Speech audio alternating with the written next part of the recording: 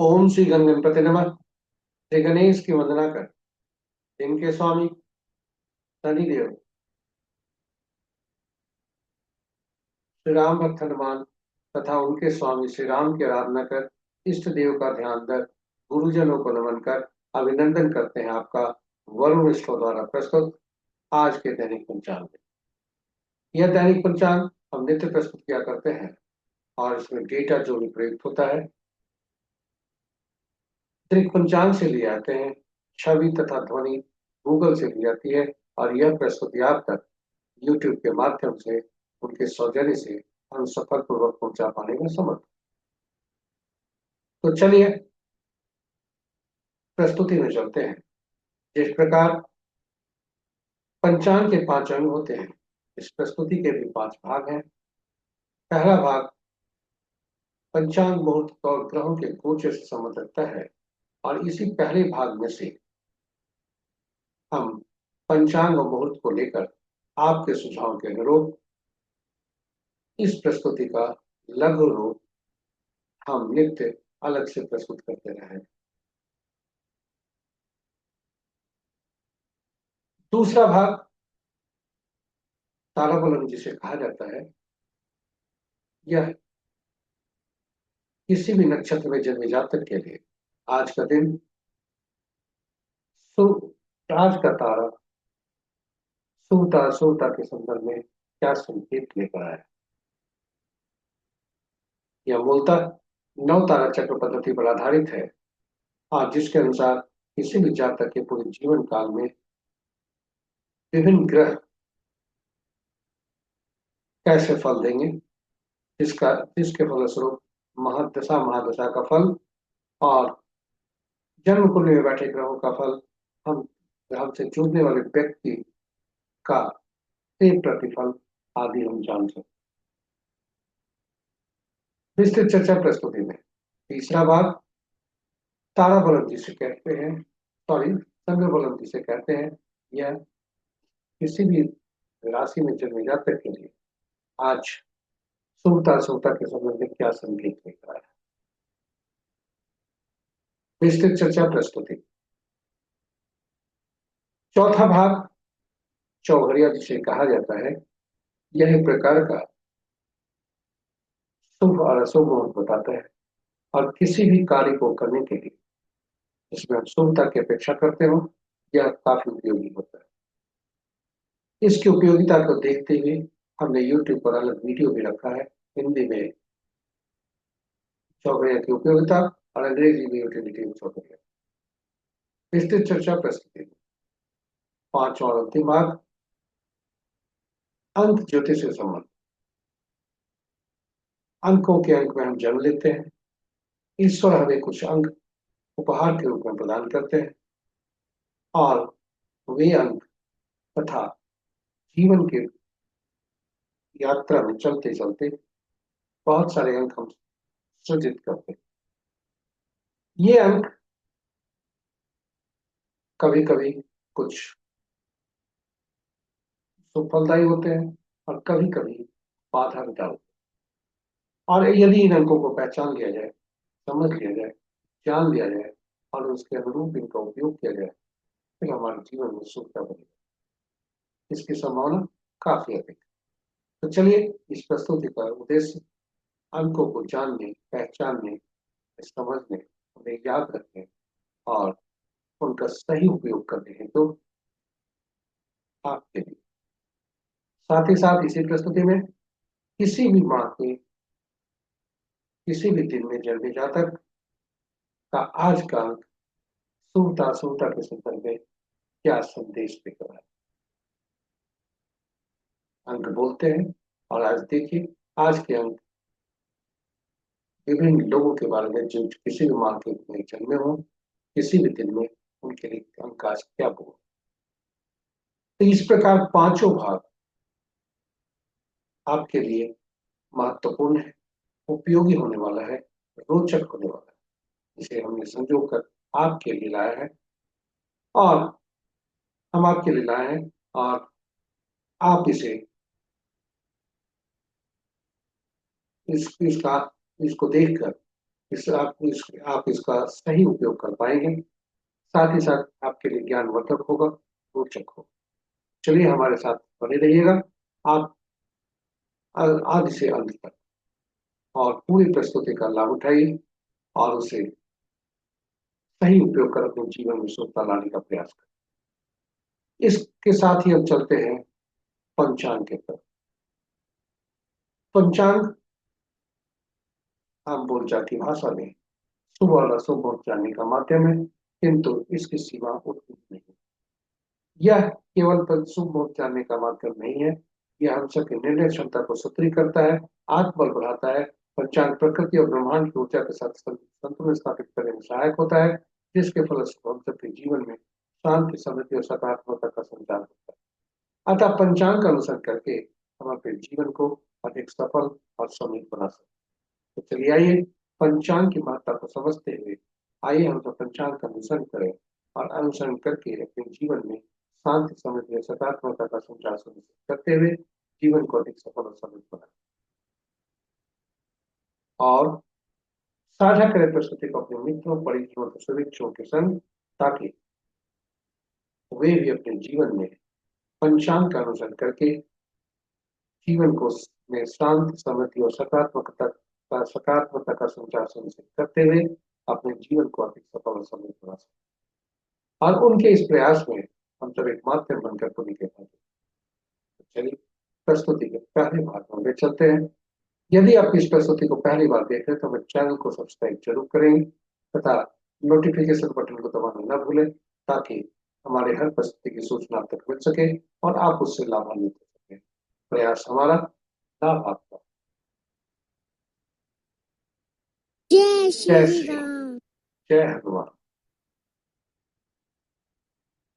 स्वागत है आपका प्रस्तुति के पहले भाग में।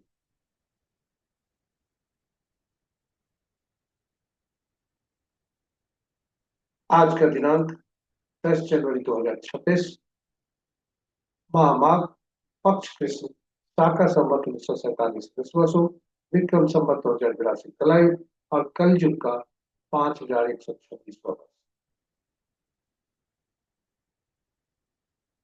आज का सूर्योदय 6:37 पर, सूर्यास्त 5:17 पर, sunrise at 6:37 AM and sunset at 5:17 PM। आज का दिशा शुभ पूर्व है, फिर भी इस दिशा में यात्रा करने को बाध्यता हुई तो अदरक या उड़द का दाल का सेवन कर यात्रा में शुभ फल। पंचांग के 5 अंक इस प्रकार: वार शनिवार, तिथि प्रातः 8:23 तक, सप्तमी भद्रा जो भद्रा तिथि के अंतर्गत आता है, उसके बाद अष्टमी। नक्षत्र प्रातः 3:40 तक हस्ता, उसके बाद चित्त। योग संध्या 4:59 तक अतिगर्ण, उसके बाद सुकर्मा, और कर्ण प्रातः 8:23 तक भव, तत्पश्चात रात्रि के 9:17 तक बालव, और फिर कल। तो ये रहे हमारे पंचांग के 5 अंक। महत्वपूर्ण मुहूर्त में जाने के पूर्व भोलेनाथ को देखते हैं कि भोलेनाथ का वास कहाँ है और सुख तक है। जय भोलेनाथ। ओम नमः शिवाय। ओम नमः शिवाय। आज जब तक सप्तमी तिथि है, भोलेनाथ शमशान में है, जो कि शुभ नहीं है, यानी प्रातः 8:23 तक। तत्पश्चात भोलेनाथ का वास अष्टमी तिथि आने पर गौरी के सानिध्य में होता है, जो कि सुखद। जय भोलेनाथ। ओम नमः शिवाय। ओम नमः शिवाय। महत्वपूर्ण मुहूर्त के शुभ मुहूर्त में अभिजीत मुहूर्त दिन के 11:36 से 12:18 दिन तक, अमृत काल प्रातः 9:10 से 10:54 तक, विजय मुहूर्त अपराह्न 1:44 से 2:26 तक, गोधूली विलास संध्या 5:14 से 5:41 तक, और निश्चिता मुहूर्त देर रात्रि 11:30 से मध्य रात्रि 0:24। रात्रि में की जाने वाली पूजा पाठ, जब तक साधना, तंत्र मंत्र आदि करें, निशिता मुहूर्त श्रेष्ठ होता है। अशुभ मुहूर्त में सबसे प्रभावी राहु काल प्रातः 9:70 से 10:37 दिन तक, पुलिक काल प्रातः 6:37 से 7:57 प्रातः तक, यमगंड अपराह्न 1:17 से 2:37 प्रांत तक, और वर्जभोग देर रात्रि मध्य रात्रि कहें 0:30 से 2:16। तो ये रहे हमारे महत्वपूर्ण शुभ अशुभ ग्रहों की आकाशीय स्थिति को देखें तो सूर्यदेव, मंगल देव और सूर्यदेव, मंगल देव, बुध देव, ये राशि परिवर्तन की ओर अग्रसर है और विभिन्न तिथियों को 13 तारीख से लेकर के 16 तारीख तक पे अपना राशि परिवर्तन करें। इसलिए इनके अंश के अनुसार ये वृद्धावस्था।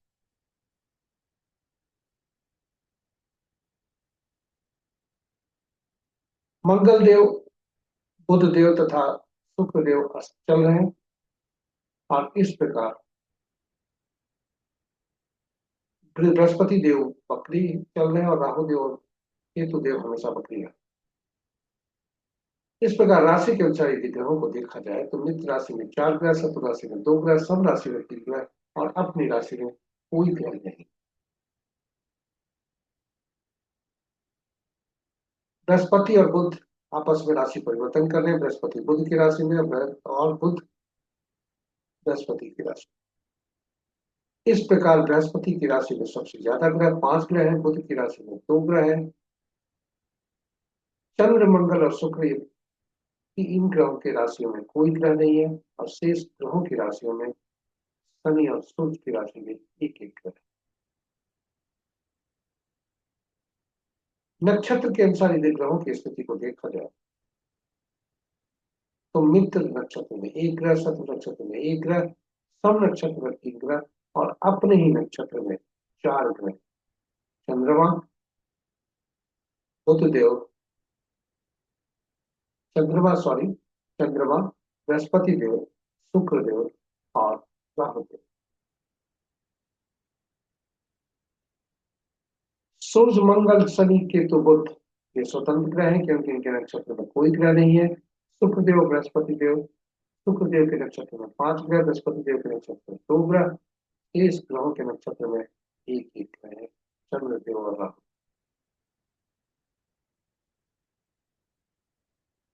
इस प्रकार हम आज किसी भी ग्रह, आज चंद्रमा का राशि परिवर्तन कल भोर में 4:05 के समय है और इस प्रकार हमारे पहले भाग की प्रस्तुति यहाँ पर समाप्त होती है। अब आपको ले चलते हैं दूसरे भाग में जो नक्षत्र के अनुसार आज कैसा दिन। आपके समक्ष एक सारणी प्रस्तुत है तथा जिसे तारा बलन कहते हैं। तारा बलन के समक्ष नक्षत्रों के नाम है जो चंद्रमा के गोचर से संबंध रखता है कि आज चंद्रमा किस नक्षत्र में गोचर कर रहे हैं।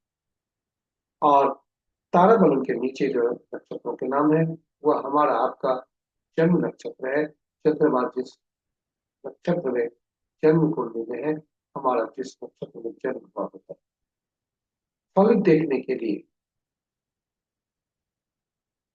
चंद्रमा जिस नक्षत्र में आज गोचर कर रहे हैं और जो हमारा जो नक्षत्र है इन दोनों का मिलान करते हैं, जहाँ मिलान होता है वही आज का हमारे शुभता और अशुभता के संदर्भ में प्रतिफल है। आज का तारा कुल 9 तरह के परिणाम दे सकते हैं, 9 तरह के संकेत दे सकते हैं। हमारा आपका तारा जन्म, संपत, विपत, क्षेम, प्रत्यरि, साधक, वैधानिक, मित्र या अति मित्र में हो सकता है। ये जब तारा आज का संपत, क्षेम, साधक, मित्र और अति मित्र में हो तो शुभता का संकेत देता है और उस शुभता की स्थिति में हम शुभ कार्यों का निष्पादन कर सकते हैं, दैनिक कार्यों का निष्पादन कर सकते हैं, नए कार्य कार्य कर सकते हैं और हमारे लिए शुभता की स्थिति। वहीं यदि इसके विपरीत यदि तारा आज का तारा हमारा आपका तारा जन्म, विपत, प्रत्यय और वैतरणी की तरफ संकेत करता है तो यह शुभता की तरफ संकेत देता है, चुनौती का संकेत देता है और ऐसी स्थिति में दैनिक कार्यों में सावधानी पूर्वक आरंभ किए कार्यों का निष्पादन और कोई भी नया कार्य आरंभ न करने की सलाह दी जाए, ताकि हमारे जीवन में सुखता बने। कोई भी जोखिम उत्साहपूर्वक अशुभ तारों को शुभ तारों में परिवर्तन करने का न ले, क्योंकि उससे हमारे कार्य में हो सकता है कि शुभता नहीं हो इसके बावजूद। क्योंकि जो भी हमारे किताबों में लिखा है उपाय, वह परिहार, वह कहीं भी इसकी का कंफर्मेशन नहीं आया है कि यह कार्य करता है, और हमने इसका अभी तक उपयोग नहीं कर पाए। तो चलिए, तारा बलम मुख्यतः नौ तारा चक्र पद्धति पर आधारित है। नौ तारा चक्र पद्धति के अनुसार दशा महादशा का फल ग्रहों के शुभता अशुभता को के ये को जानकर कि कौन से ग्रह शुभकारी होंगे, कौन से अशुभकारी, यह पहले से जान सकते हैं। और इस प्रकार शुभ ग्रहों के दशा महादशा में शुभ कार्यों का निष्पादन करके शुभता सुनिश्चित कर सकते हैं। वहीं जन्म कुंडली में बैठे ग्रह के बारे में भी जान सकते हैं, उनसे अपेक्षा ही रह सकते हैं कि शुभ और अशुभ कैसा फल देंगे, शुभता कैसा रहेगा। वहीं शुभ नक्षत्र में जन्मे जातक से संपर्क साधने पर, उनसे मित्रता करने पर या उनसे जुड़ने से हमारे जीवन में शुभता, उसी इसके ठीक विपरीत उन ग्रहों को जान सकते हैं जो हमारे लिए चुनौती का कारक होंगे।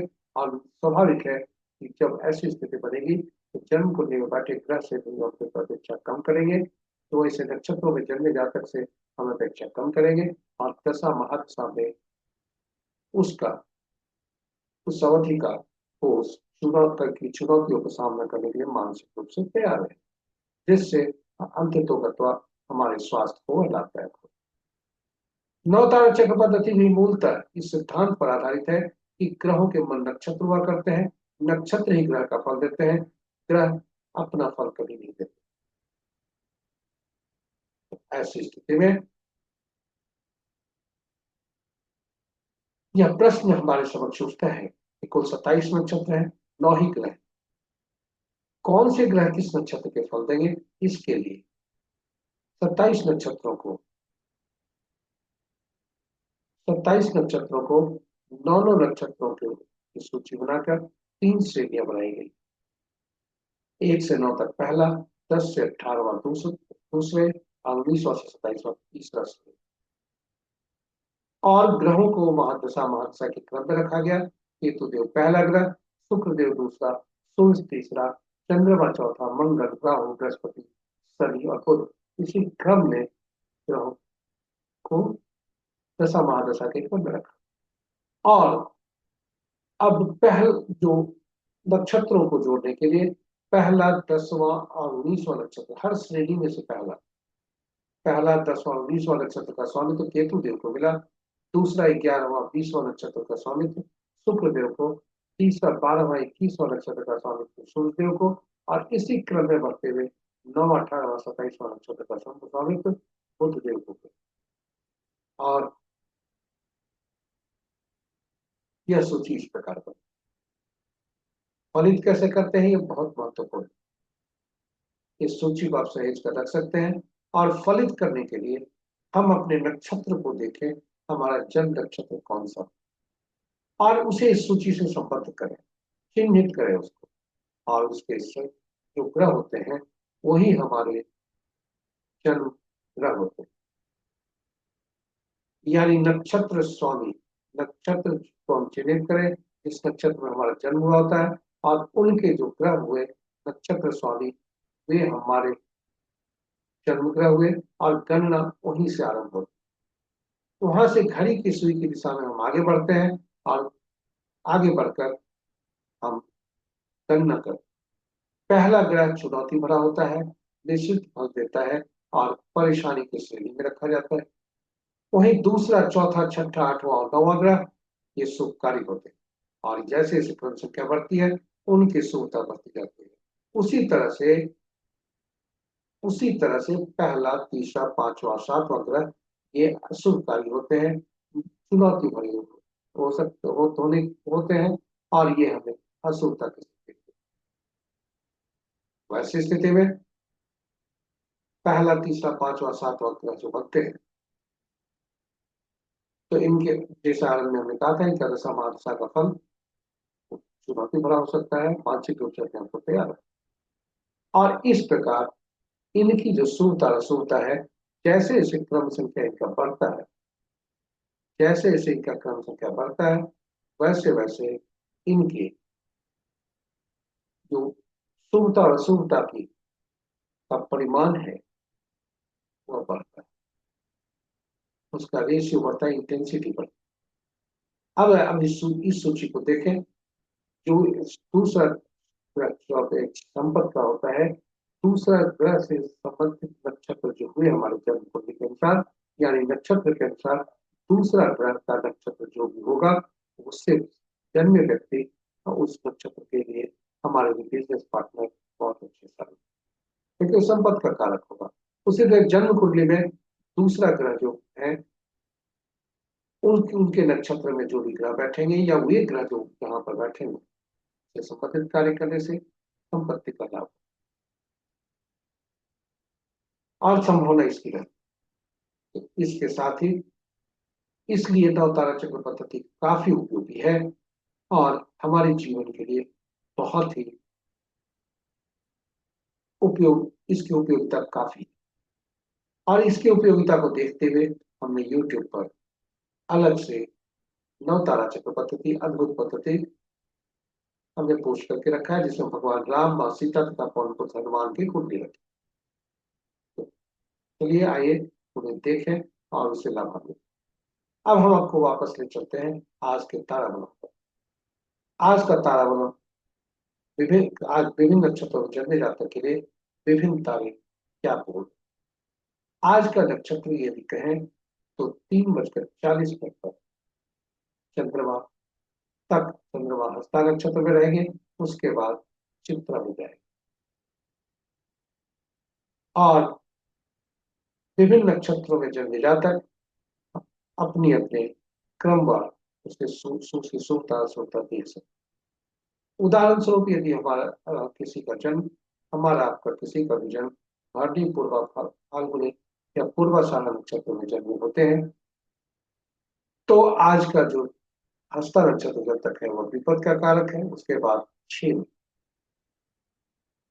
वहीं इस यदि हमारा जन्म पुनर्वसु विशाखा या पूर्वा भाद्रपद में हुआ हो तो पहला भाग नैधन्य है, अति पीड़ादायक है, और दूसरा भाग दुख का। और इस प्रकार हम आज का फल देख सकते हैं। जैसा आरंभ में हमने कहा था, यदि आज का तारा शुभता का संकेत दे रहा है तो दैनिक कार्य उल्लासपूर्वक करते हुए नए कार्य का भी आरंभ कर सकते हैं। वहीं यदि आज का तारा यह संकेत कर रहा है, आज के तारे बोल रहे हैं अशुभता की तरफ इशारा कर रहे हैं, तो वैसी स्थिति में सावधानी रखने की जरूरत है। इंतजार करना शुभ तारे का, दैनिक कार्य में सावधानी, वाद विवाद से दूर, और हम नए कार्य को आरंभ न करें। और अंत में इन तारों को, जो अशुभ तारे हैं, इनको शुभता बनाने का प्रयास न करें। किताबों में जो लिखा है, ग्रंथों में लिखा है, वह अपुष्ट है, कंफर्म नहीं है, इसलिए इसे केवल जानकारी के हेतु आपके समक्ष प्रस्तुत। आज का तारा यदि जन्म में पड़ता है तो पीला कद्दू पत्ते वाली सब्जी का दान, विपत में पड़ता है तो गुड़ का दान, प्रत्यरी में है तो नमक का दान, और नैथन्य है तो मोर त्याग जरूर है, मजबूरी हुई तो तिल सहित स्वर्ण का दान। ये किताबों में लिखा है, किंतु इसे अपना कर जो कि न ले, यही हमारी प्रार्थना है, ताकि आपके जो कार्य है जो भी उसमें शुभता बने। इसी के साथ हम आपको ले चलते हैं तीसरे भाग। आज का चंद्रमास गोचर जहां कर रहा है, राशि पर जिस राशि में है उसके अनुसार कैसा फल दे, इसे राशि के अनुसार देखते हैं। इसे हम चंद्र परम कहते हैं। आज का चंद्रमा 4:02 पर राशि परिवर्तन करके कन्या से तुला में जाए, और जब तक कन्या राशि में है तब तक के लिए वृष, मेष, कर्क, कन्या, वृश्चिक, धनु तथा मीन राशि के जातक के लिए शुभ संकेत हैं, अच्छे दिन होने के संकेत हैं। वहीं उसके बाद यदि तुला राशि में है तो मेष, वृषभ, सिंह, तुला, धनु और मकर राशि के जातक के लिए शुभता के संकेत। शेष राशि के जातकों के लिए शुभता के संकेत नहीं है। वे सावधानी को ये दैनिक कार्यों में सावधान रहे तथा ईश्वर के प्रति अपने अपने इष्ट देव का ध्यान करें। इसके साथ ही हम चौथे भाग में आ गए जो कि चौघड़िया है। एक प्रकार का शुभ और अशुभ काल दर्शाता है किसी भी कार्य को करने के। इसका उपयोग, यह एक प्रकार का भूत ज्योतिष है और इसका उपयोग किसी भी शुभ कार्य को करने के लिए किया जाता है। वह कार्य चाहे पूजा पाठ हो या दैनिक कार्य हो या पहली बार कोई कार्य किया जाए, सभी के लिए यह उपयोगी होता है। यदि हम आप में से कोई व्यक्ति उचित मुहूर्त नहीं देखना चाहता हो या नहीं देख पाया हो तो कम से कम अपने कार्य में शुभता की कामना रखने वाले व्यक्ति इस चौघड़िया का उपयोग जरूर करें। और इस चौघड़िया की उपयोगिता को देखते हुए हमने YouTube पर अलग अलग वीडियो पोस्ट करके रखा है। चौघड़िया की उपयोगिता हिंदी में और यूटिलिटी ऑफ चौघड़िया अंग्रेजी। आप उसे देखकर ज्ञान अर्जन करके आप उसे लाभान्वित। संक्षेप में बता दें कि आज का चौघड़िया, संक्षेप में बता दें कि कुल 8 चौघड़िया दिन के होते हैं, 8 चौघड़िया रात के होते हैं। और ये 8 चौघड़िया जो होते हैं इन्हें दैनिक पर साप्ताहिक दिनों से संबंध रखते हैं तो इनका नामकरण 7 चौघड़िया का ही हुआ। 8वां चौघड़िया आदि का जो चौघड़िया होता है वही अंक का चौघड़िया हुआ करता है। यानी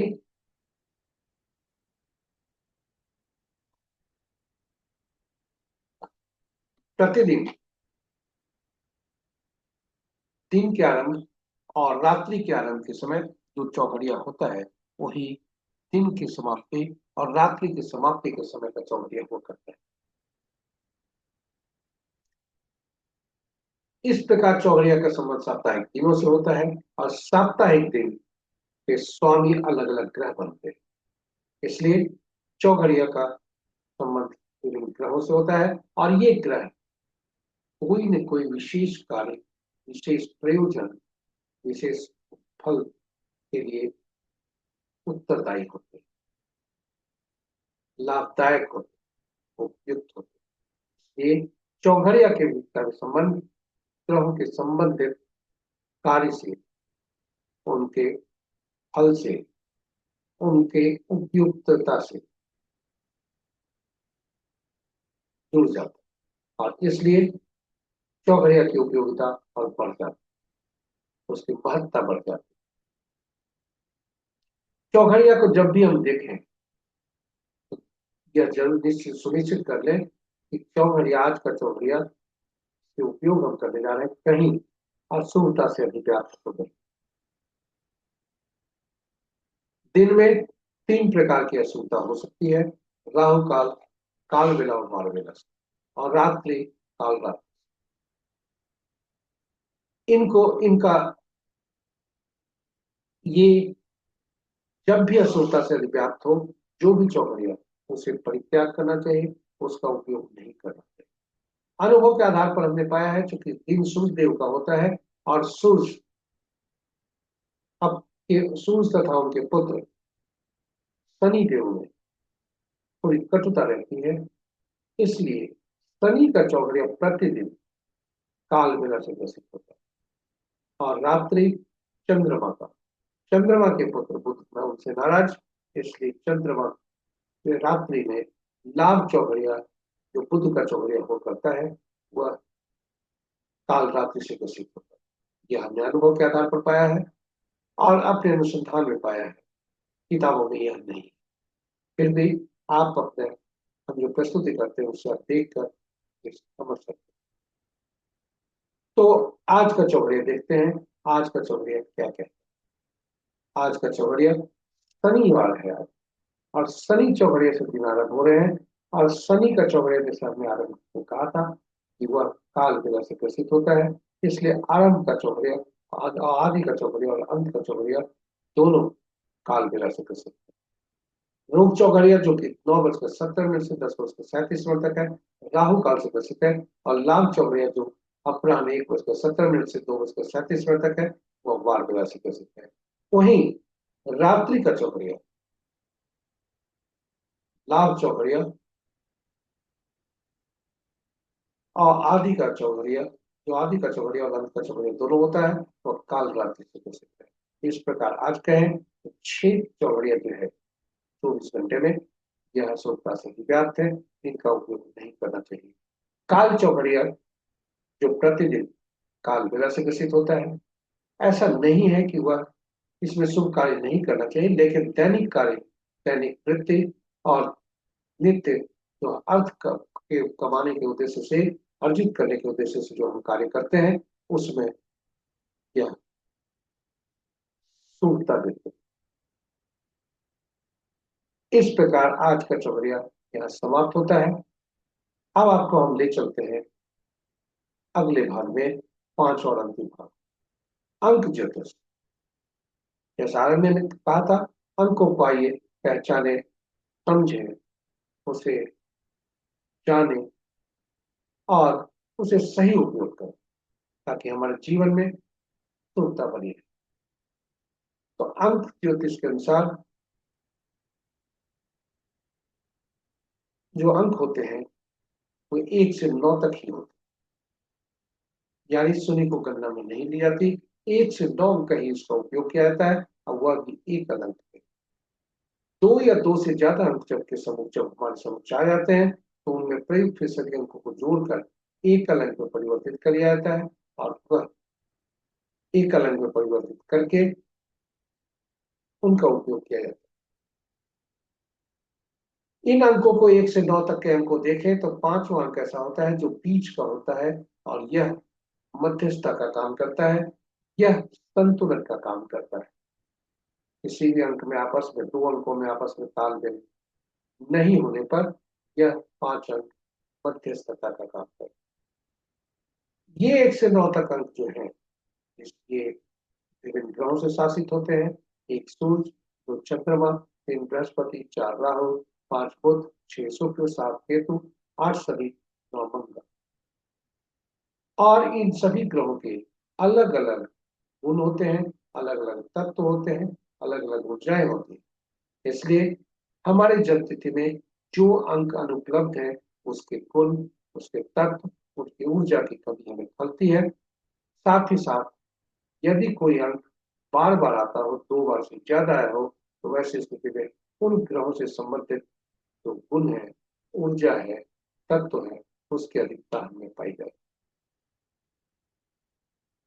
ये एक अंक जो है, इनके उपयोगिता के अनुसार, यानी इनके संबंधित ग्रहों की उपयोगिता के अनुसार, उनके गुणों के अनुसार विभिन्न नामों से पुकारा जाता है। एक को राजा से, सरकार से, या नौकरी पेशा वाले व्यक्तियों के लिए बॉस से। 2 को चंद्र रानी से या पार्टनर से। 3 को गुरु से या सलाहकार से। 4 को शरारती तत्वों से, नियम तोड़ने वाले व्यक्तियों से, झूठ बोलने वाले व्यक्तियों से। 5 राजकुमार से। 6 मंत्री से या सुख सुविधा प्रदान करने वाले व्यक्तियों से। 7 धर्मगुरु से या वैसे व्यक्तियों से जिन्हें भविष्य में घटने वाली घटनाओं का पूर्वाभास हो, पूर्वानुमान हो। और 8 अधीनस्थ से, यानी नौकर चाकर से, हमारे अधीन कार्य करने वाले लोगों से, समाज के नीचे के तबके के लोगों से, और न्यायालय से। और 9 अंक जो होते हैं, तो सेनापति, पुलिस और डॉक्टर से, इस नाम से संबंधित होते हैं। और इस प्रकार हम अंकों के गुणों के, अंकों के नाम जो पुकारे जाते हैं, उस नाम से भी हम आपस में इनके संबंध की व्याख्या कुछ हद तक कर सकते हैं। विस्तृत चर्चा हम करेंगे अभी थोड़ी देर में। हम जब जन्म लेते हैं तो ईश्वर हमें कुछ अंक उपहार के रूप में देते हैं। ये अंक हमारे लिए जन्म तिथि कहलाते हैं, और ये जन्म तिथि में तिथि, माह और वर्ष हुआ करता है। तिथि और माह और वर्ष ये स्थिर रहते हैं। ये जो जन्म तिथि स्थिर रहते हैं, ये बदलते नहीं। और इनसे जो भी सृजित अंक है वह भी स्थिर होता है। दो अंकों का समूह या दो से ज्यादा अंकों का समूह जब भी होता है तो उसे एक अंक में परिवर्तित कर लेते हैं। आज की जन्म तिथि जो हमने ली है वह किसी एक ऐसे व्यक्ति का लिया है जिसका जन्म तिथि।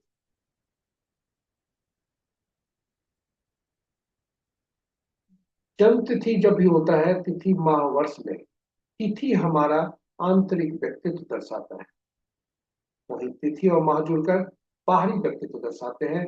और तिथि माह वर्ष को तीनों को जोड़कर हमारे भाग्य की ओर बताता है।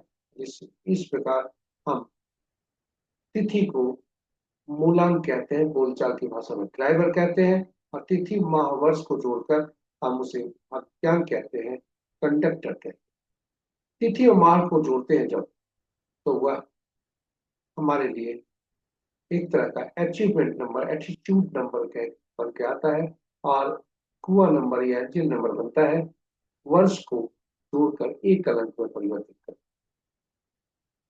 पूरा अंक ज्योतिष इस सिद्धांत पर आधारित है, ड्राइवर और कंडक्टर में आपस में कितने तालमेल है, और हम जो अंक सृजित करते हैं अपने जीवन में वह ड्राइवर और कंडक्टर का मित्र है या सब। जिस प्रकार हम दैनिक जीवन में बस को चलने में के क्रम में हम ये देखते हैं कि बस का ड्राइवर और कंडक्टर आपस में कि शत्रु है, तो बस को चलने में आरंभ से ही बाधा हो।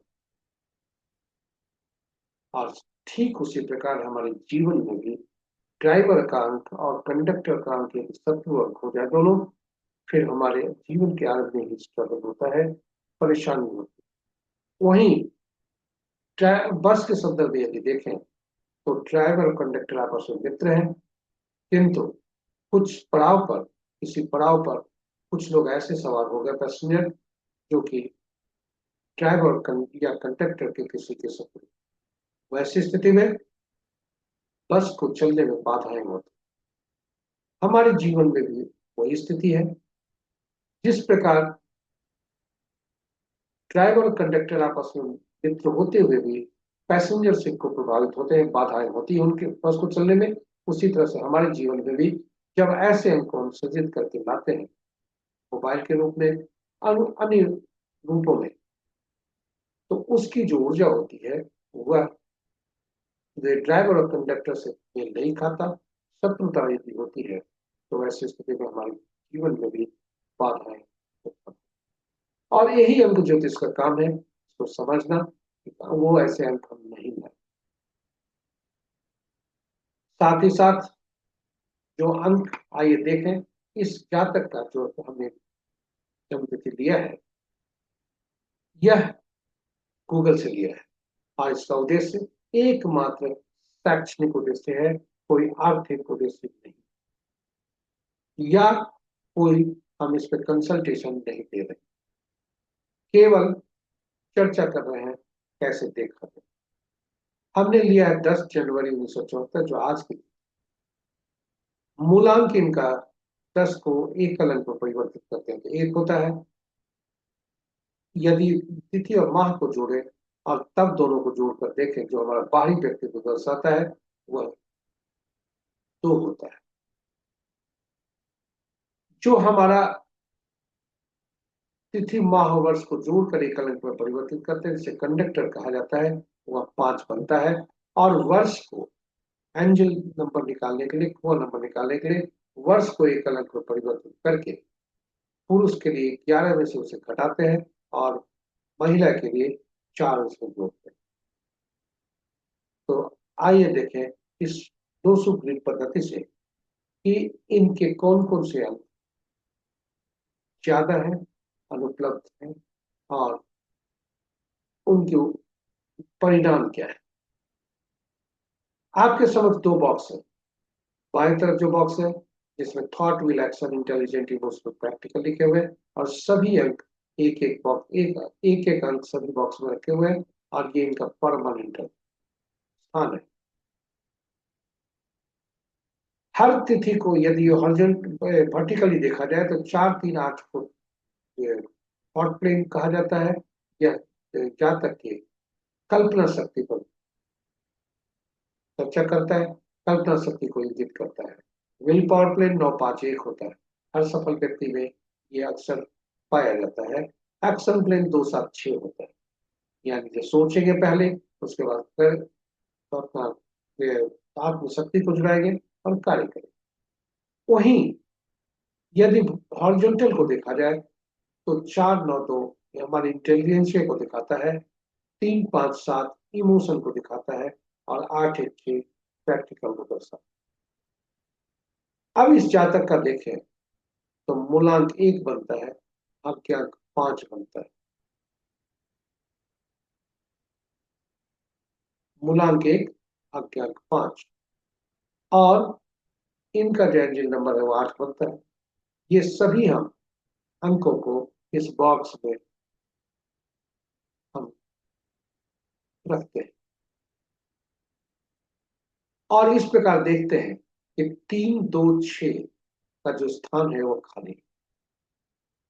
यानी 3 गुरु से, 2 चंद्रमा से और 6 शुक्र से इनकी ऊर्जा, इनके तत्व की कमी इस जातक में महसूस हो सकती है। और अन्य अंक इनके हो सकते हैं, उदाहरण से मोबाइल अंक आदि, यह हमने गणना में नहीं लिया है। और इस प्रकार इनके इस जातक का देखें तो एक अंक ऐसा है, एक, जो कि 4 बार आया है। और इस प्रकार इनके जो सूर्य का प्रभाव है इनके व्यक्तित्व में, वह ज्यादा है, जिसके कारण ईगो का प्रॉब्लम हो सकता है। यह सब समस्याएं हो सकती है, ओवर कॉन्फिडेंस हो सकता है, और इसमें गलतियां हो सकती हैं। तो ये अब हम आपको ले चलते हैं इन अंकों को, जो मूलांक और भाग्यांक में जो शत्रु अंक है, उसे कैसे पहचाने और कैसे उसका निराकरण। स्वाभाविक है, यदि ड्राइवर और कंडक्टर आपस में शत्रु है तो हमें ऐसे अंकों से जिद करना होगा जो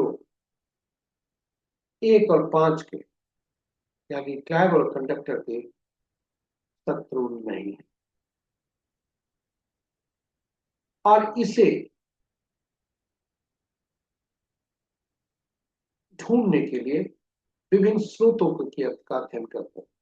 कौन से स्रोत उपयोगी होंगे, ना तो वो ऐसा अंक कहाँ से लाए। तो आपको बता दें कि वह एक ही स्रोत होता है, नामांक। नाम से जो अंक निकलते हैं वह हमारे जीवन में पूरे जीवन काल में काम करते हैं, और ये पूरे जीवन काल के लिए उपयोगी होते हैं। इसलिए नाम का सही होना बहुत जरूरी है। नाम का पहला अक्षर भी उतना ही महत्वपूर्ण होता है, क्योंकि नाम जब भी कोई पुकारता है, समूह में रहते हैं, तो पहला अक्षर से ही हमारी चेतना जागती है। और कई बार अक्सर हम नाम को पूरे पुकारने के पूर्व ही हम रिस्पॉन्स करते हैं। यह उस अंकों के उपयोगिता से संबंधित है। अब यदि अंक को देखें, आपके मन में विचार आएगा कि हम नाम से यदि अंक को जोड़ते हैं तो नाम में तो अंक होता नहीं, अंक आया कहां से। तो इसके लिए आप देखें कि नाम जो होता है उसमें जो अल्फाबेट्स यूज होते हैं, अक्षर यूज प्रयोग में आते हैं, उन अक्षरों का अंकीय मूल्य होता है।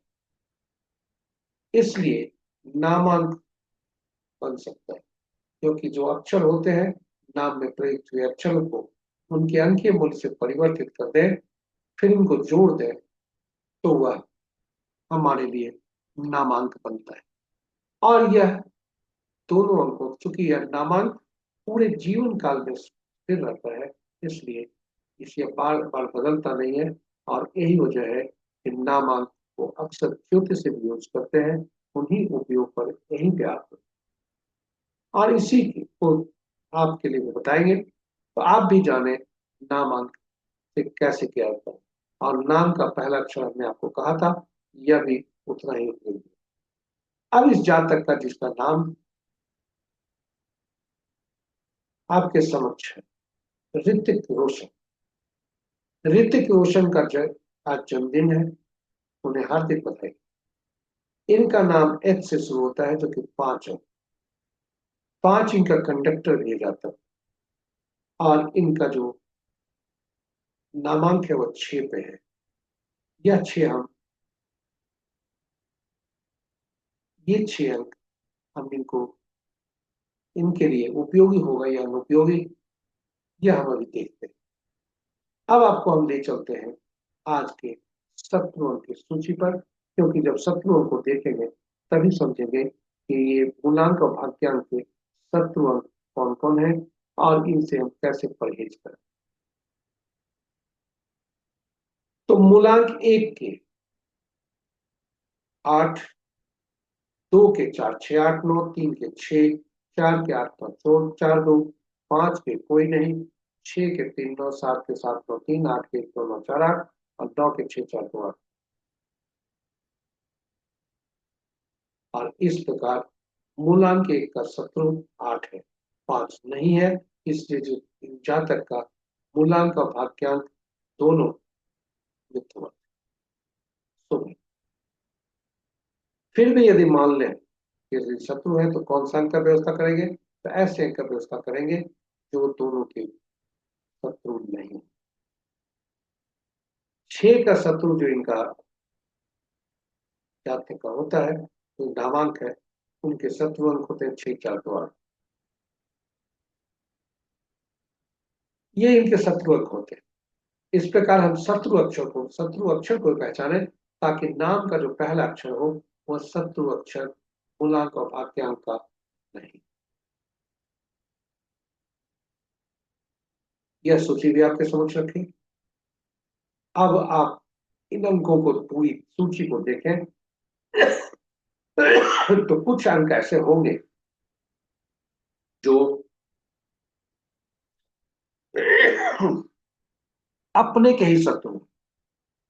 उदाहरण स्वरूप 4, 7, 8, 9।